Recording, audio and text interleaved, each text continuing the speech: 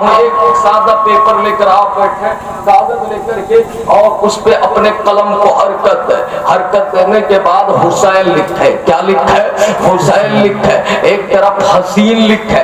کیا لکھے؟ حسین لکھے. حضرت برکاتی صاحب سے پوچھے کیا دونوں میں کوئی فرق ہے؟ یہ کہیں گے نہیں. حضرت علامہ نادر انور صاحب سے پوچھے، قاری عثمان غنی صاحب سے پوچھے، ہمارے عزیز سے پوچھے، بھائی صاحب سے پوچھے، یہ کہیں گے جو شکل حسین کی ہے وہی شکل حسین کی ہے. مطلب یہ ہے نہ تو حسین میں کوئی فرق ہے نہ حسین میں کوئی فرق ہے. یاد رکھو جب ساری کائنات کا حسن اکٹھا ہو جائے، ارے زمانے کی حسن و وارفتگی اور نیرنگیاں اکٹھا ہو جائے اور اسے لکھا جائے تو حسین بنا کرتا ہے. اس لیے جو حسین کا معنی ہے وہی حسین کا معنی ہے، جو حسین کا مطلب ہے وہی حسین. سبحان اللہ سبحان اللہ. بہت خوب بہت خوب. اس لیے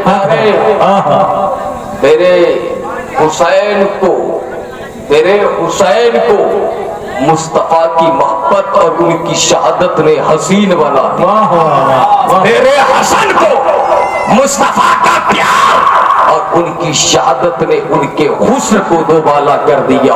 نہ تو حسن کا جواب ہے اور نہ تو حسین کا جواب ہے. اس لیے ان دونوں شہزادوں سے محبت کرنے کا حکم دیا نبی نے.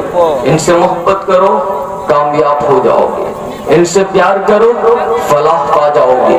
ارے ان کے ہو جاؤ، ان کے غلام بن جاؤ. اور غلامی کا انداز یہ ہے، میں آپ کو بتاؤں، حضرت سیدنا عمر فاروق اعظم کے دور خلافت میں جب مدائن فتح کر کے آپ لوٹے، کیا مدائن فتح کر کے لوٹے، مال غنیمت سیدنا عمر فاروق اعظم تقسیم فرما رہے ہیں. آپ کے شہزادے حضرت عبداللہ بن عمر، ہم کیا حسین سے محبت کریں گے؟ ذرا خلیفہ راشد کی محبت دیکھیں، فاروق اعظم کی محبت دیکھیں. حضرت عبداللہ بن عمر یعنی حضرت عمر کے بیٹے بھی لائن میں کھڑے ہیں اور امام حسین بھی حاضر ہے. آقا سیدنا سرکار عمر فاروق اعظم، وہ عمر جن کے آداب پہ شہدہ سب ہے، اس خدا دوست حضرت لاہور حضرت عمر نے حضرت امام حسین کو نہایت ہی اکرام اور احترام کے ساتھ بلایا. بلانے کے بعد 1000 درہم عطا فرمائے. کتنے درہم؟ 1000. وہی حضرت عبداللہ کو اپنے بیٹے کو بلایا. بلانے کے بعد بیٹے کو 500 درہم عطا فرمائے. کتنے؟ 500 درہم. اب بیٹا کہنے لگا ابا حضور پیدا میں پہلے ہوا تھا، حسین تو بعد میں پیدا ہوئے. بہت سی جنگوں میں نے شرکت کی، جس قدر میری شرکت ہے اس قدر حسین کی شرکت نہیں ہے. اور بانٹنے والا آپ خلیفہ راشد ہیں لیکن میرے بابا ہے اور ان کے نانا کے خلیفہ ہے. لیکن مجھے 500 اور انہیں 1000 درہم آپ نے کیسے عطا فرما دیے؟ امیر المومنین سیدنا عمر فاروق اعظم ارشاد فرماتے ہیں عبداللہ خبردار، کیسے تمہاری یہ جرأت ہوئی؟ یاد رکھ تو بھی اگر 1000 درہم چاہتا ہے تو حسین جیسا، حسین کے باپ جیسا، علی جیسا باپ لے کر آ، ان کے نانا جیسا نانا لے کر آ، ان کی ماں جیسی ماں لے کر آ. تمہارا باپ ان کے باپ کی طرح نہیں، تمہاری ماں ان کی ماں کی طرح نہیں، تمہارا نانا. نعرہ تکبیر، نعرہ رسالت، مسلک اعلیٰ حضرت ذکر شہدائے کربلا حضرت علامہ مولانا صابر رضا محب القادر صاحب قبلہ. نعرہ تکبیر. بات سمجھ میں آ رہی ہے؟ ہاتھوں کو اٹھا کر بولیے یا رسول اللہ، اور مچل کر بولیے سبحان اللہ. ایک بات میں کرنا چاہتا تھا، بھول گیا تھا بیچ تقریر میں، اچانک ابھی وہ بات یاد آئی. حسین کا مقام، حسین کا مقام، مقام حسین تو یہ ہے کہ بے اجازت ان کے گھر جبریل آتے نہیں.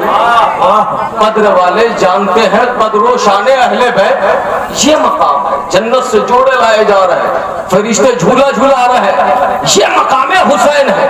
لیکن ذرا آپ مقام حسین اور قریب سے سمجھیں. میں کیا کہہ رہا تھا؟ وہی تو پوچھا تھا کتنے لوگ نماز پڑھتے ہیں.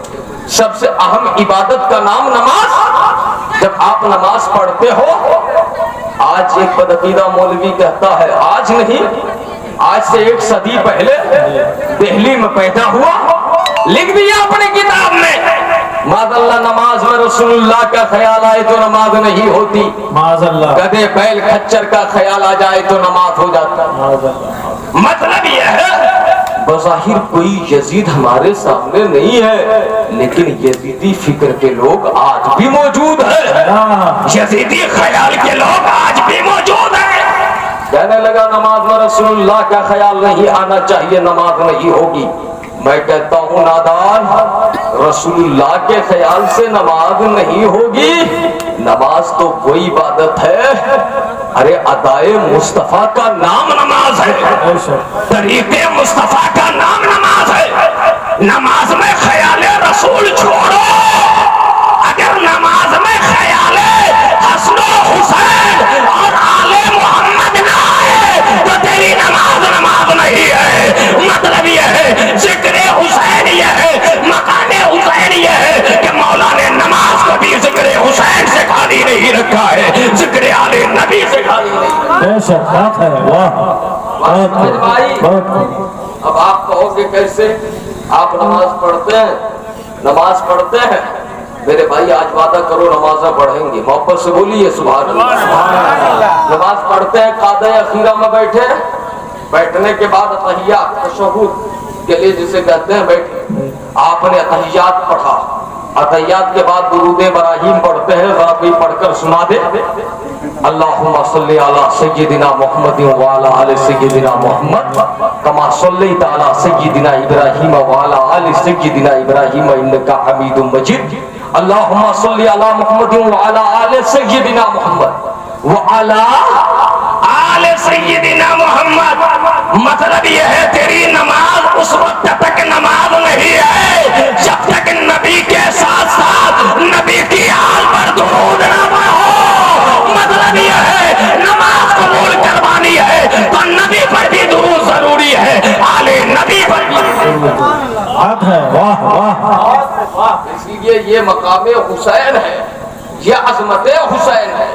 عظمت حسین سمجھنا چاہتے ہیں، بظاہر تو ہماری نگاہیں آج بھی دیکھ رہی ہے، درود پاک پڑھیں۔ اللہم صلی علی سیدنا مولانا محمد بارک وسلم، صلو علیہ الصلاۃ والسلام علیک یا رسول اللہ صلی اللہ تعالی علیہ وسلم۔ اچھا میرے حسین، بہت اہم بات عرض کر کے گفتگو ختم کرنا چاہتا ہوں۔ یزید کے مقابلے میں گئے، اب بھائی اگر کوئی انسان اپنے گھر میں زنا بھی کرے تو روکنے کا ہم نے روک دیا، نہ مانے تو ہمیں کیا مطلب؟ کوئی پاپی ہو، شرابی ہو، کبابی ہو، کچھ بھی ہو، وہ اپنے گھر کے لیے ہے۔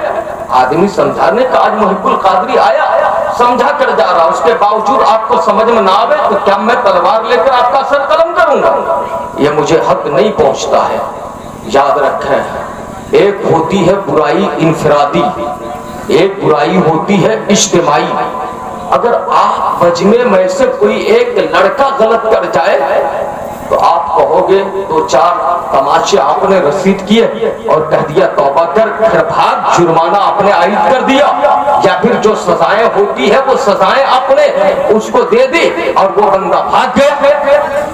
لوگ کہیں گے فلاں کا بیٹا ایسا کر گیا، لیکن وہی اگر ہمارے برکاتی صاحب سے کوئی بڑی غلطی ہو جائے آپ کہو گے یار مولانا آدمی ہو، آپ نے کیسے یہ کر لیا؟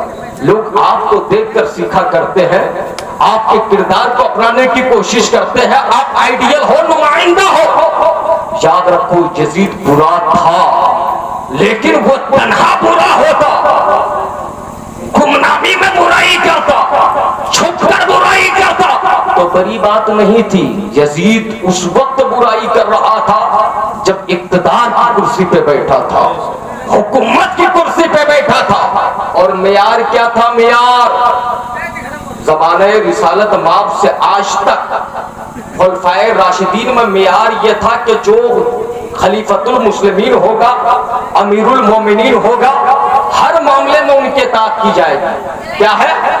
ہر معاملے میں ان کی اطاعت کی جائے گی۔ بڑی اہم بات، اور اس سے علماء کا مقام بھی سمجھ میں آئے گا، یعنی جو خلیفہ وقت ہوگا دین میں، شریعت میں، تقوی میں، طہارت میں، دولت میں، مال میں، ہر معاملے میں ان کی فرما برداری کی جائے گی. جیسا کہے گا ویسا کرنا ہوگا.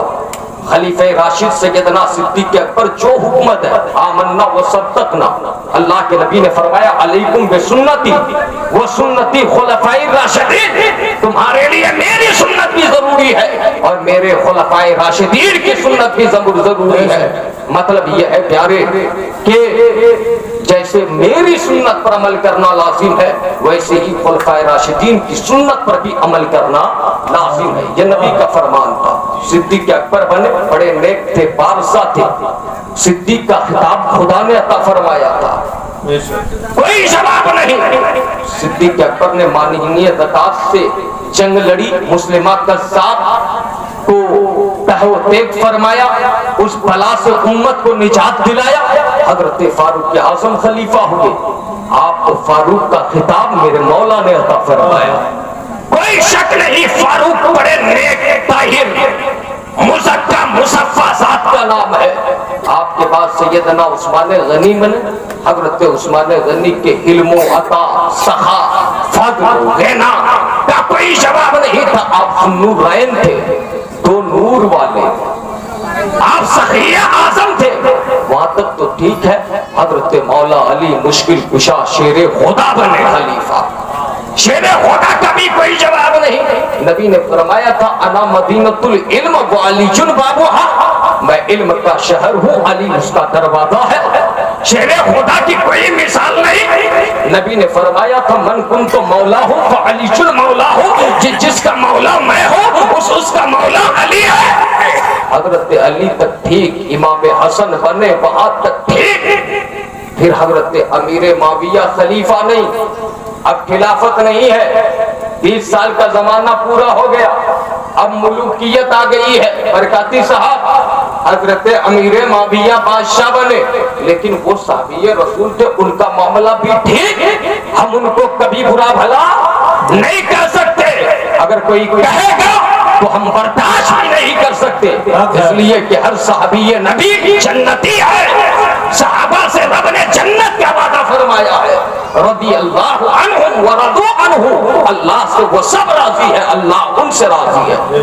لیکن اسی طریقے پر یزید اپنی طاقت و قوت کی بنیاد پر جب اقتدار کی کرسی سنبھالا، اب تک تو یہ تھا کہ ہر خلیفہ کی اطاعت لازمی ہے، ان کی پیروی کرنی ہوگی.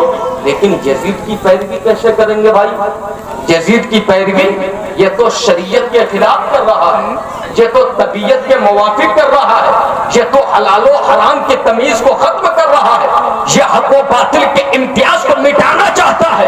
اب ذرا امام اگر میدان کربلا میں نہیں آتے تو یزید کے فاسق ہوتے ہوئے بھی قیامت تک زمانہ یزید کی پیروی کرتا اور آنے والے ہر دور کے یزید کی پیروی کی جاتی. اگر امام حسین ان کے مقابلے کے لیے نہیں آتے، اگر بیعت کرنے سے انکار نہیں کرتے، تو یزید جو ظلم کرتا تھا زمانے میں قیامت تک ہر ظالم کی پیروی کی جاتی، ہر یزیدی کو اپنا آقا و ماوا و ملجا مانا جاتا. اس لیے امام حسین نے یزید کی مخالفت کر کے زمانے کو بتا دیا کہ اب تک جو قانون تھا اب قانون بدل گیا.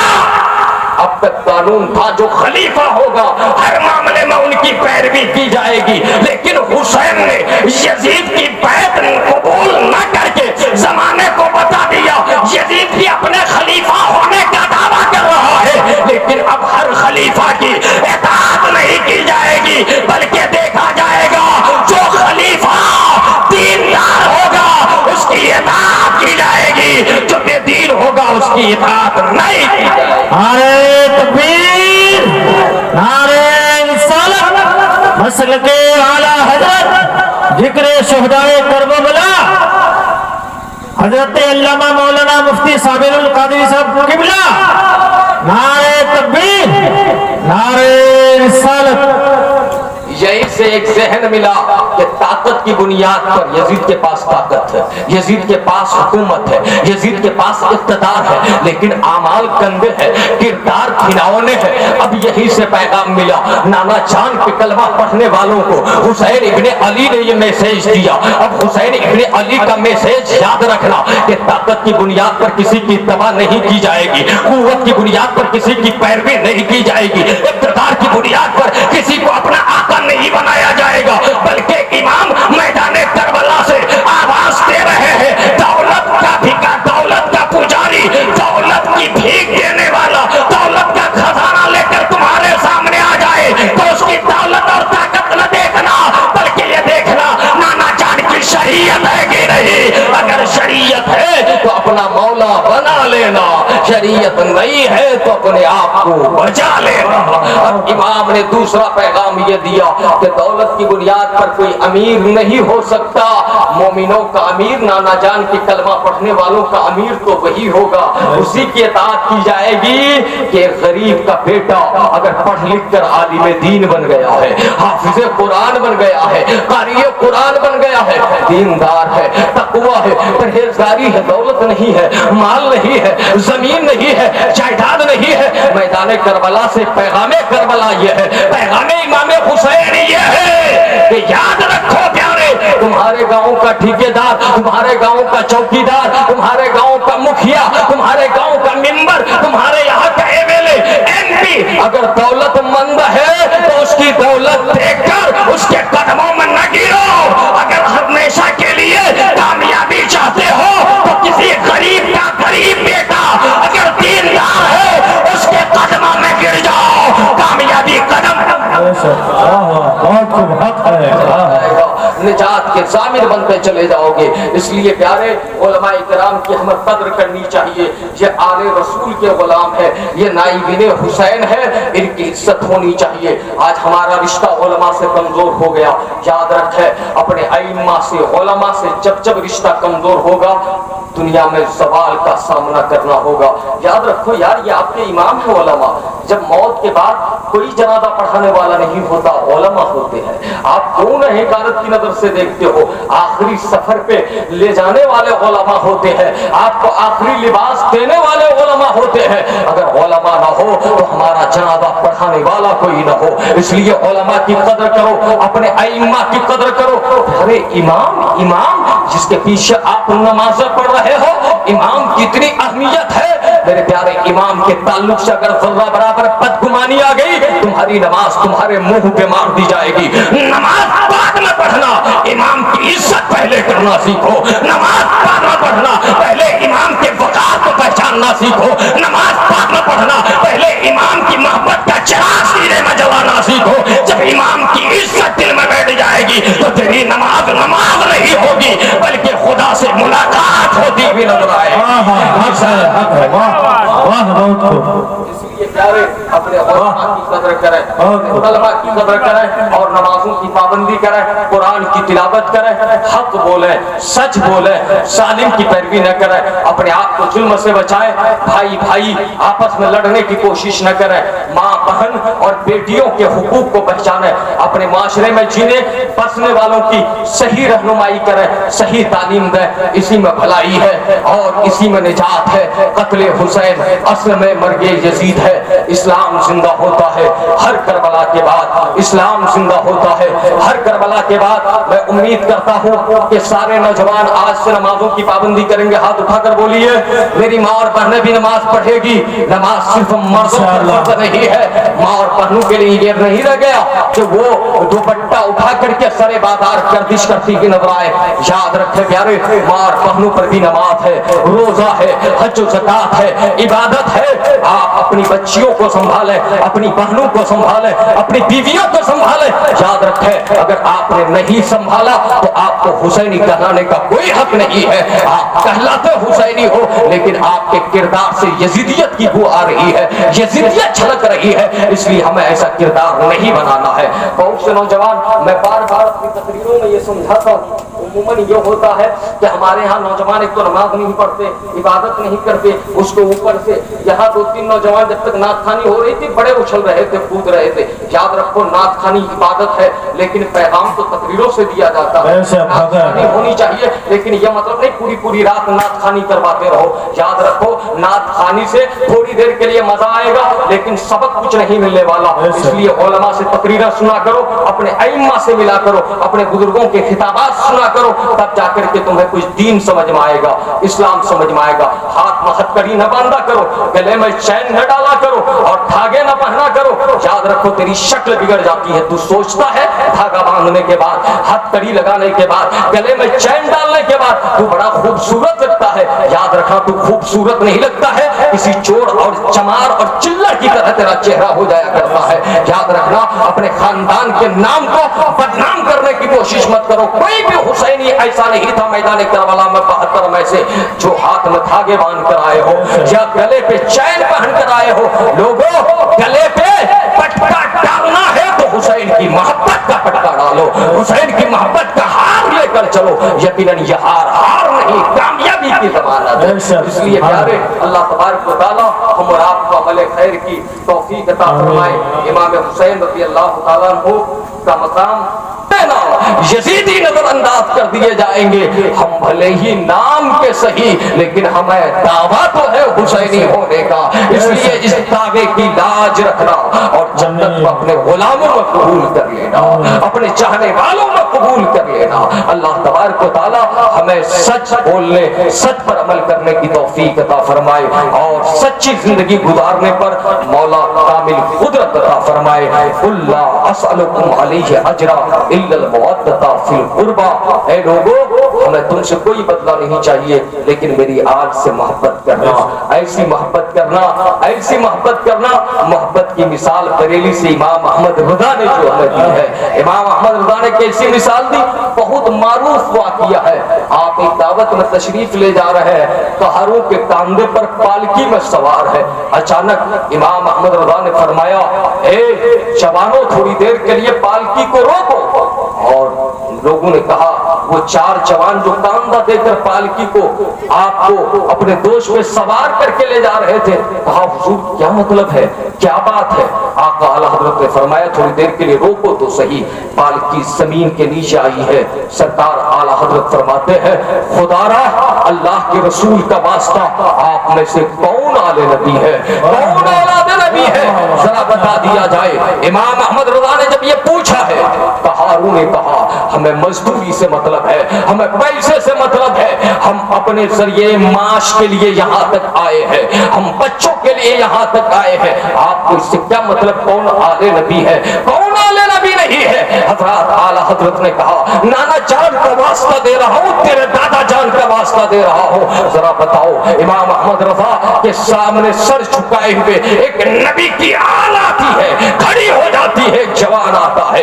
امام احمد رضا قدموں کو بوسہ دیتے ہیں, عرض کرتے ہیں, سرکار میں اس لیے دنیا میں نہیں بھیجا گیا ہوں کہ نبی کی آل کے کاندھے پر سواری کرو, بلکہ میرا حق تو یہ ہے کہ ان کا قدم ہو, میری گردن ہو. یہ تو میرے بزرگوں نے مجھے سکھایا ہے. امام احمد رضا نے فرمایا, وہ کہنے لگے حضور مزدوری دے دیجئے, یہیں تک بات ختم ہو جائے. اعلی حضرت نے فرمایا, نہیں, اب آپ سوار ہوں گے, میں کاندھے پر لوں گا اور میں لے کر جاؤں گا.